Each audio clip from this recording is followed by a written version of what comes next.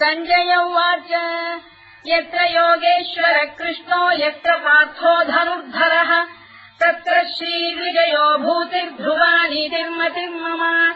श्रीभगवानुवाच अनन्याश्चिन्तयन्तो मां ये जनाः पर्युपासते तेषाम् नित्याभियुक्तानां योगक्षेमम् वहाम्यहम्। परित्राणाय साधूनां विनाशाय च दुष्कृताम् धर्म संस्थापनार्थाय सम्भवामि युगे युगे।